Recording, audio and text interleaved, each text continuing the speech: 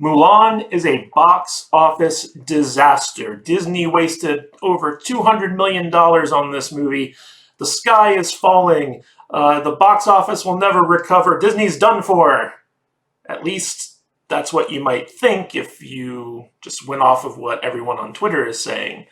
Now, there is no doubt that the box office for this film, Mulan, the live-action remake of the animated movie Mulan, drastically underperformed at the box office.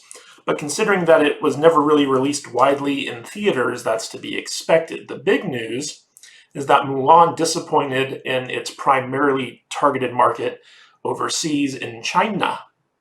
So for those of you who haven't been following, movie news or entertainment industry news or what have you, you might be interested to find that Disney was really pushing for a big Chinese release of this film.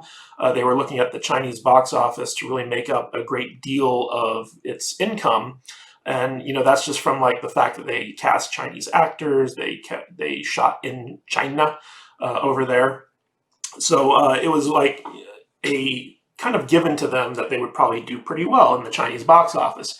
And of course, the coup hit, and the entire world shut down. And upon delay after delay after delay, the movie finally got released in theaters at probably not the best or most opportune time, because theaters are still not at full capacity. They're not really taking a whole lot of people into them right now. A lot of people don't feel like going out to the movies.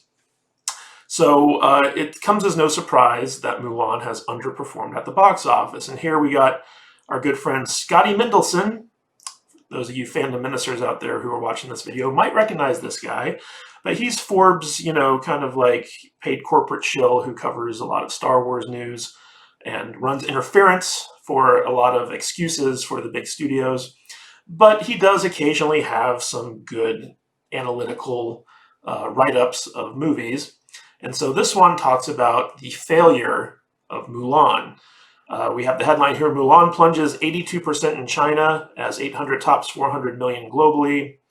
And I'm just going to skip down to the part where he talks about Mulan here, where he says, Walt Disney's Mulan plunged 82% on its second Friday, earning 1.47 million to bring its 8-day total to 31.17 million. Ouch. Ouch. We can expect a $5 million second weekend gross and a $35 million 10-day kume. Even with the caveat that big Hollywood movies tend to drop hard in China for the same reason that legs have become shorter in America, namely the marketplace expanding to meet more of the demand right away, this is a clear sign that Chinese audiences, generally speaking, either don't like or don't care about Disney's attempt to play to frankly stereotypical presumptions about what Chinese moviegoers happen to like and the marketplace as it existed in 2015, as opposed to today, whereby China loves Marvel and DC superheroes, embraces the weird, and has plenty of local blockbusters from which to choose.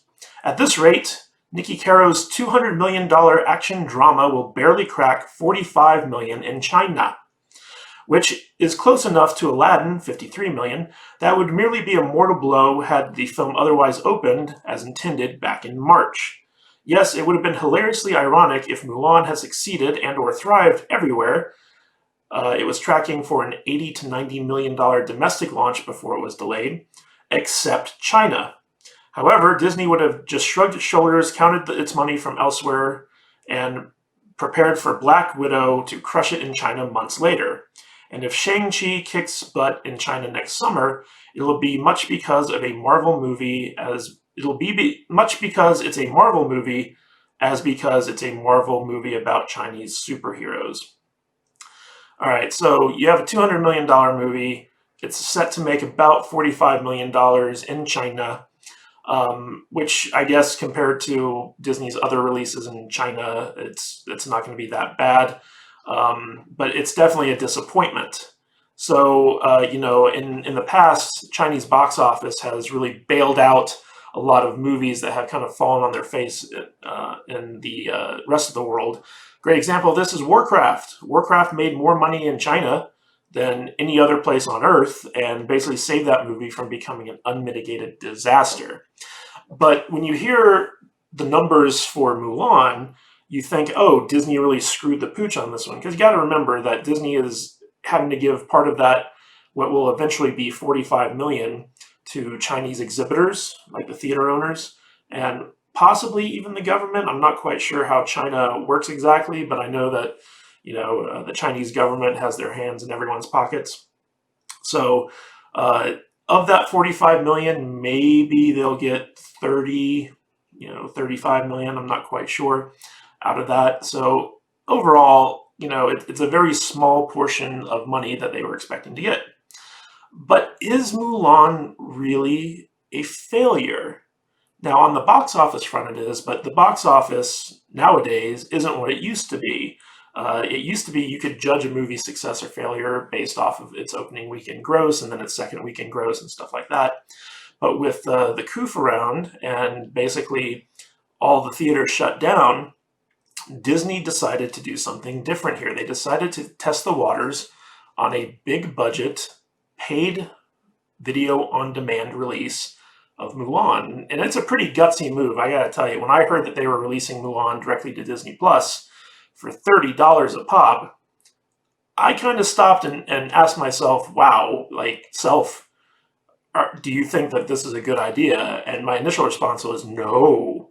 But now was the time to do it, and it was a gamble. So I want to take you guys to this interesting article from The Observer, which was Mulan an unmitigated disaster or a success? It's complicated. So as always, when it comes to the entertainment industry, there are layers upon layers of stuff, and you can't really say, oh, Mulan was a flop. And I'm going to show you why. Because the way you think about success when it comes to streaming services is very different than when it comes to the box office, okay? We're going to go through that here in a little bit. So I hope you got your wonky movie hat on, because we're going to be talking about wonky stuff. All right.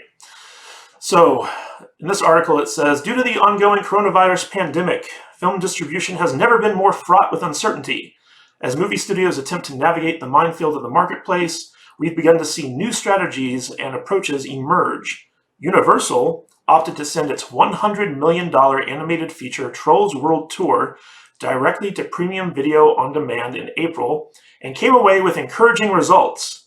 Of course, the studio also delayed all of its major blockbusters until the 9th Fast and Furious film, including the 9th Fast and Furious film, until 2021. There doesn't seem to be one single right answer at the moment, and this is true. Basically, Hollywood is in a period of great uncertainty, and they're actually experimenting. They've got a stable of movies that are ready to go out, but they're sitting on them. And so they're trying to figure out, are there better ways to make money than the traditional model? And so we've been seeing a lot of big movie studios take $100 million gambles on this type of thing. And for Universal, with Trolls World Tour, it paid off. Many of the most important films of the foreseeable future will experiment with their releases to find the optimum combination that maximizes profit. Sorry, Tenet. The best example of this experimentation so far is Mulan, which Disney has released for $29.99 via Disney Plus Premier Access in the 20-plus regions where the streamer is active. The international markets that are safely reopened, such as China, Mulan is playing on the big screen. Now, it's important to point out here, originally I thought that Disney Plus was a lot like CBS All Access in the sense that it was only available in the US. But apparently that's not true. It is available in over 20 regions around the world, which means that they do have international distribution that Disney is itself spearheading. So Disney Plus has a much wider pool of audience members to draw from than something like CBS All Access does. So keep that in mind as we're going forward here. With Disney emphasizing its direct-to-consumer business above all else while still trying to turn a profit on the $200 million live-action remake, all eyes have turned to Mulan's performance. However, the early returns are difficult to judge. According to app download researcher firm Sensor Tower, Mulan drove an increase of 68% in new downloads of Disney Plus from Friday, September 4th through Sunday, September 6th. However, subscription metrics firm Antenna sees it a little differently. According to their data, Mulan drove twice as many daily signups to Disney Plus in the US as the previous 4 weekends, but generated just 1/10 of the sign-up demand that Hamilton produced its July 4th release. So keep in mind that when it comes to streaming services, you can't really judge the success of an individual show based off of, just how much money it makes, because it's part of an overall package. So what a lot of analytics firms are doing is they're judging that the success of a particular property by how many signups it drives. So how many new people are coming into the subscription model that the streamer has in terms of like new revenue coming in, and how many people does that streamer lose just through attrition. So if you're getting more signups than you're losing people, you're basically building the value of your streaming service. And so it looks like Hamilton, when Disney released that on Disney Plus, that was a huge driver for subscription numbers. And they're kind of looking at Mulan the same way, in the sense that, like, how many people signed up for Disney Plus just for Mulan?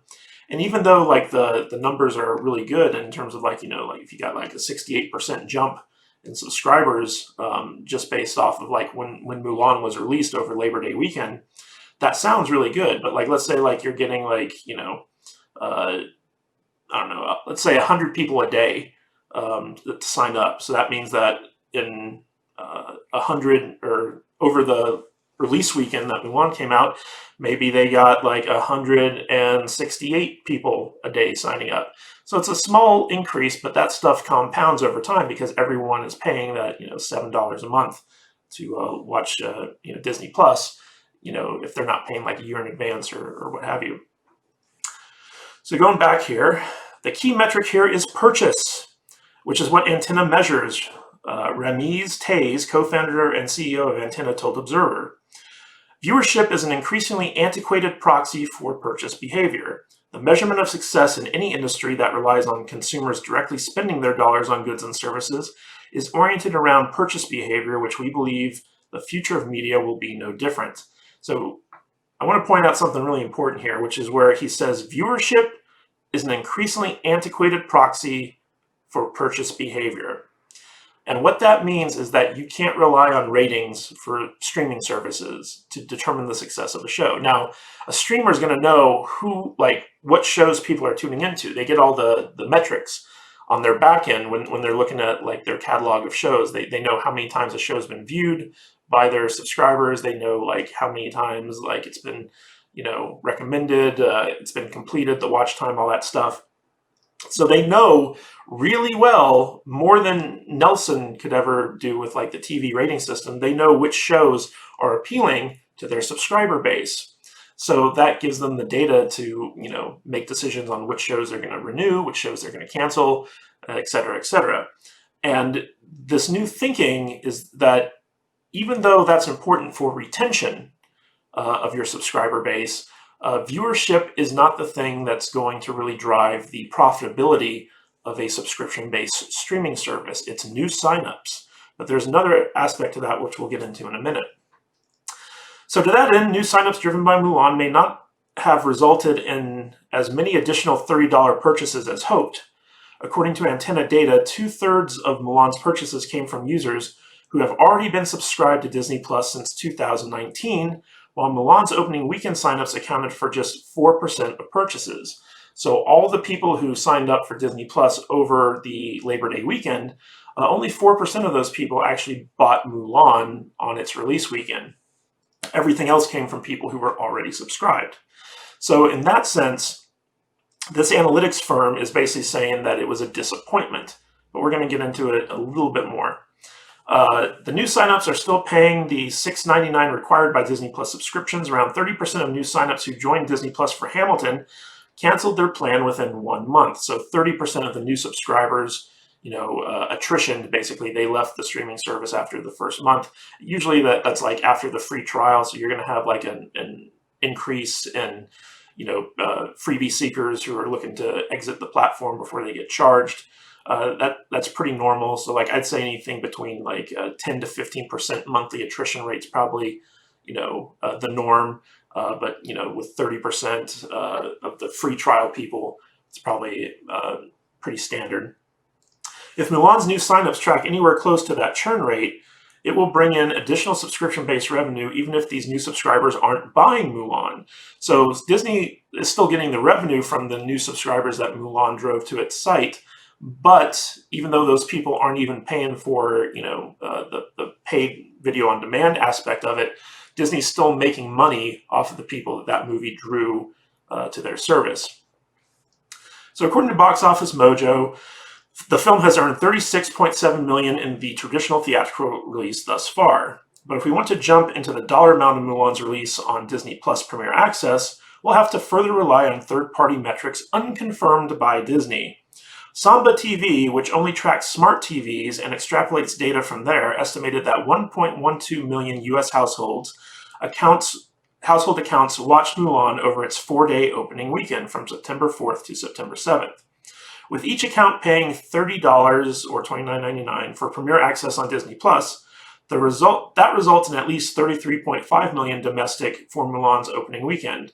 With a theatrical release, studios generally split about 50% of ticket sales with exhibitors, which traditional PVOD releases such as Trolls Studios receive an 80% cut of revenue. For a release via Disney Plus without any third-party platforms such as Google or iTunes, Disney would receive 100% of the revenue generated. However, this $33.5 million figure, if accurate, has generated polarizing responses. Rich Greenfield, partner at TMT analyst at Lightshed Partners, described the total as an unmitigated disaster. Meanwhile, Forbes box office analyst Scotty Mendelson, whose article we just read, graded it as good since it was relatively on par with the film's projected 80 to 90 million opening in March in terms of Disney's share of revenue. Because remember, when they release movies in theaters, they have to split that revenue with theater exhibitors and marketing costs and all that stuff. So the film's projected 80 million opening in March in terms of Disney's share of revenue. We won't know how accurate that 33.5 million figure is until Disney's next earnings call in November. What we do know is that we need to develop new metrics of success for this new era of entertainment. If Mulan fails to turn a profit on its $200 million production budget and an expected $100 million plus in marketing costs, but retains a majority of its new Disney Plus subscribers long term, will that be deemed a success or failure? We are on the onset of a paradigm shift. That's the word I was looking for. And what's to come will sort out the future hierarchy of the industry. So this was a very interesting article to me because it's kind of starting to show us the shift in focus on how a movie's success is judged. Now, the analytics in this article were kind of low for Mulan in the sense that like how many people paid that $30 to see it opening weekend. And if you look at their data, they were pretty much counting new subscribers. Those were the people that they were saying accounted for like the $35 million in revenue for Mulan. But if we dive a little bit deeper into this, so there's a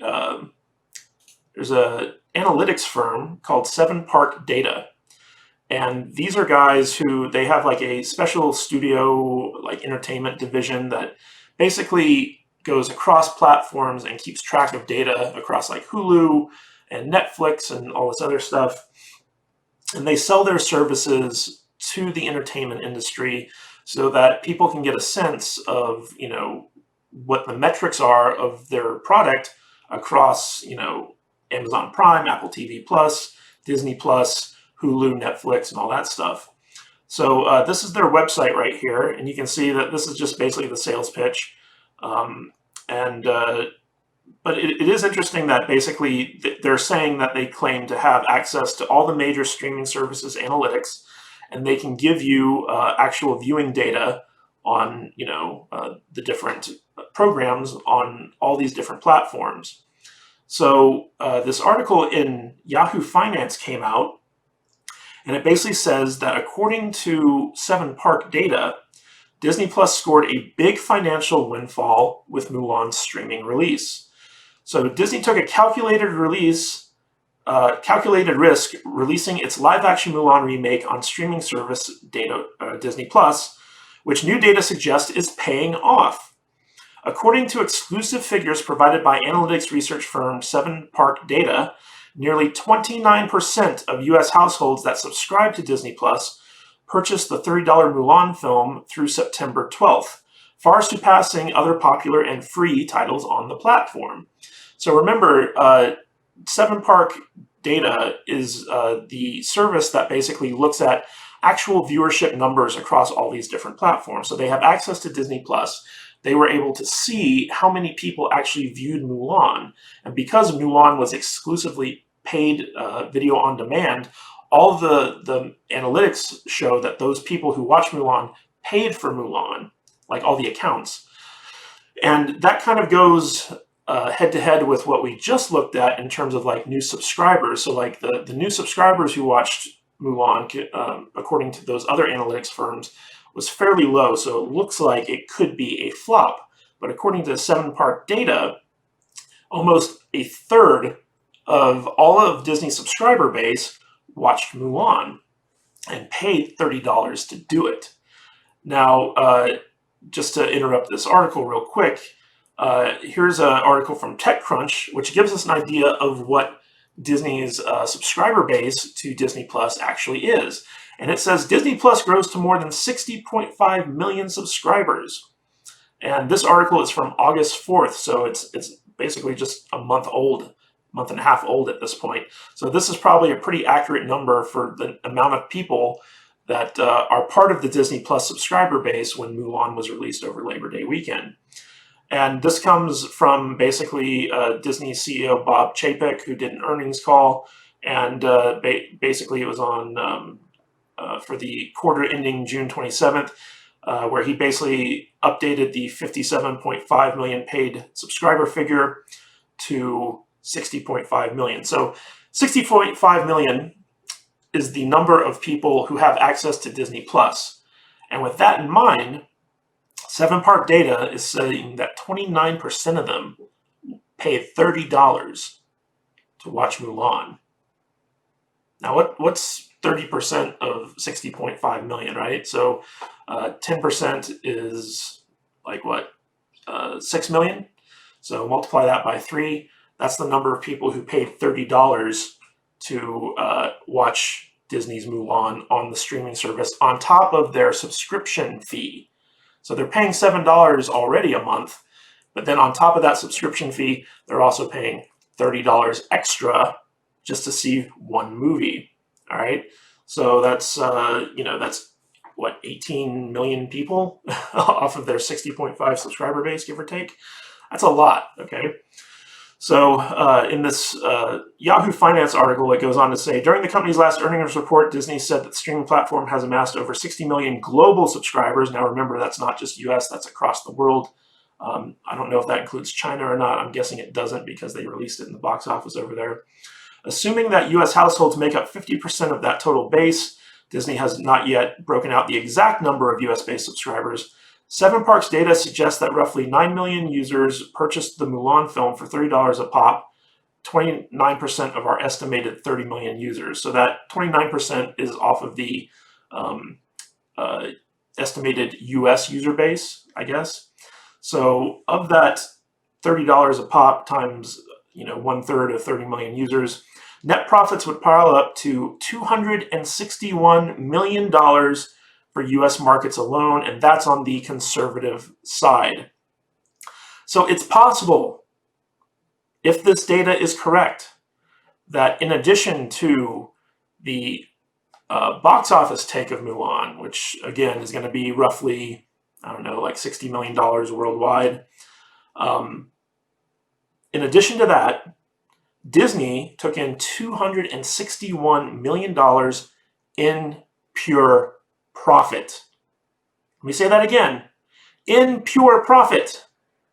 Disney's not splitting this $261 million with Netflix or Amazon or anyone else. They went direct to consumer through their own streaming service, so they get to pocket 100% of that money.